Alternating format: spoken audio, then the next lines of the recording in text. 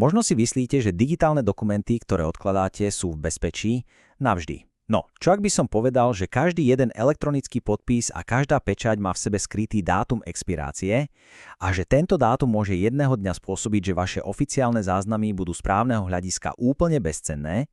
Dnes sa pozrieme presne na túto skrytú hrozbu a ukážeme si riešenie, ktoré je dôležitejšie, než sa na prvý pohľad zdá. Dobre, takže čo nás dnes čaká? Prejdeme si to pekne postupne. Začneme tým, prečo digitálne dokumenty vlastne starnú. Potom sa pozrieme na to, čo nám na to hovorí zákon a prečo tie riešenia, ktoré nám ponúka štát, jednoducho nestačia.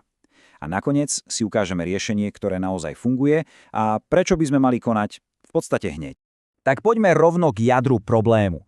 Na rozdiel od starého dobrého papiera, ktorého životnosť je v podstate fyzická, digitálne dokumenty majú jednu takú skrytú, zákernú zraniteľnosť a tá je priamo viazaná na technológiu. Viete, ten rozdiel je naozaj obrovský. Papier je jasný, kým ho fyzicky nezničíme, je čitateľný. Hotovo. Ale platnosť elektronického dokumentu? Tá visí na tenkej nitke technologických komponentov, ako sú kryptografické algoritmy a certifikáty. A tie, ako asi tušíte, v digitálnom svete jednoducho starnú a strácajú platnosť. A presne tu vstupuje do hry pojem dlhodobé uchovávanie. A pozor, nejde len o nejaké zálohovanie súborov na disk. Hovoríme o aktívnom procese, ktorý musí bežať, aby sme mohli pravosť dokumentu overiť aj o 10, 20 alebo aj viac rokov. Teda v čase, keď už pôvodná technológia, ktorou bol vytvorený, dávno nebude platná. Takže, technický problém by sme mali. Lenže toto nie je len nejaká technická zaujímavosť. Toto je predovšetkým o zákonnej povinnosti. Zákon o archívoch a registratúrách hovorí úplne jasnou rečou. Orgány verejnej moci majú povinnosť uchovávať nielen samotný dokument, ale aj úplne všetky dáta potrebné na overenie jeho podpisu. A čo je dôležité, bez akéhokoľvek časového obmedzenia. A čo to znamená v praxi, preložené do ľudskej reči? Znamená to, že bežný elektronický podpis, ktorý dnes vytvárame, jednoducho nestačí. Zákon si technicky vyžaduje jeho premenu, jeho transformáciu na špeciálny, dlhodobo archivovateľný formát, ktorý v sebe nesie všetky potrebné informácie na overenie aj v ďalekej budúcnosti.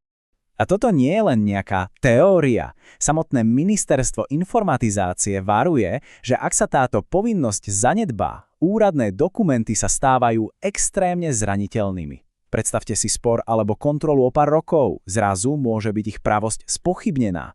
A to je samozrejme obrovské riziko. Jasné, štát na to myslel a ponúka riešenie a dokonca zadarmo, modul známy ako MDURZ od NASESu. Na papieri to vyzerá fajn však, ale keď sa na to pozrieme bližšie, zistíme, že to má niekoľko, povedzme, zásadných háčikov. Takže, kde je problém? Poprvé, uloženie je časovo obmedzené, čo je v priamom rozpore so zákonom, ktorý sme si spomínali. Overenie funguje len v jednom konkrétnom systéme a to je veľký problém. Kľúčové dáta sú navyše oddelené od samotného dokumentu. No, skrátka, dobre, toto nie je to robustné a trvalé riešenie, ktoré úrady naozaj potrebujú. A teraz sa posúvame od teoretických nedostatkov k niečomu oveľa horšiemu. K skutočnej a práve prebiehajúcej kríze. Toto nie je nejaké varovanie do budúcnosti. Toto sa deje tu a teraz. Toto je priamy citát z oficiálnej komunikácie NASESu. Je to alarmujúce, systém, na ktorý sa mnohí spoliehajú, momentálne zlyháva a nesprávne vyhodnocuje platnosť oficiálnych dokumentov. Pamätáte si tú týkajúcu časovanú bombu z úvodu? Tak presne toto je ten moment, keď práve vybuchla. A čo to znamená v praxi? No, presne toto. Absolútny prevádzkový chaos pre úrady po celej krajine.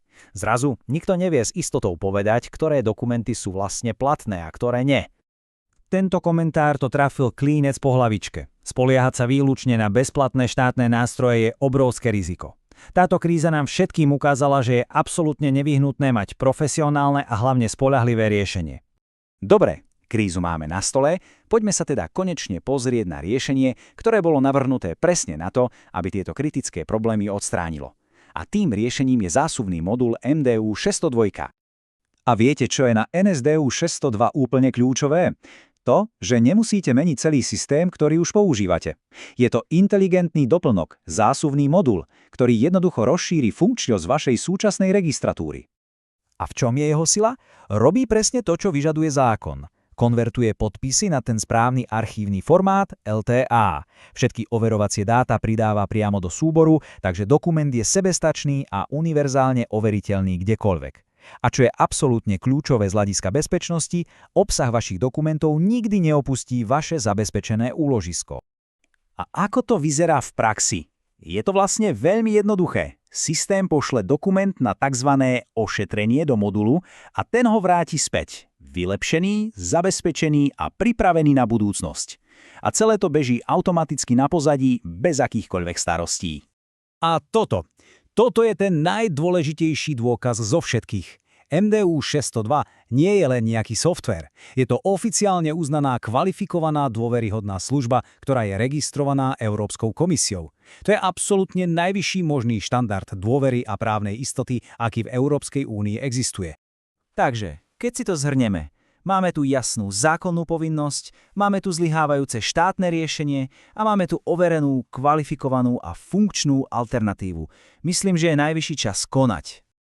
A aby bolo jasné, že nehovoríme o nejakej teórii, pozrime sa na prax. Najväčšia mestská časť na Slovensku, Bratislava-Petržovka, už toto riešenie úspešne implementovala a používa. To je jasný dôkaz, že tento systém je preverený, funkčný a dôveryhodný aj v tom najnáročnejšom prostredí. A teraz prichádza asi ten najsilnejší argument. Keď používate kvalifikovanú službu podľa nariadenia eIDAS, tak v prípade akéhokoľvek súdneho sporu o platnosť dokumentu dôkazné bremeno nenesiete vy, nesie ho poskytovateľ služby. A to je naozaj obrovská právna ochrana. A na úplný záver jedna otázka na zamyslenie pre každého.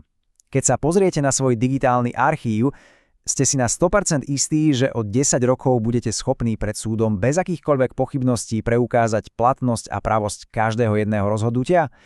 Pretože s tou tykajúcou bombou zastaraných technológií táto istota už dávno nie je samozrejmosťou.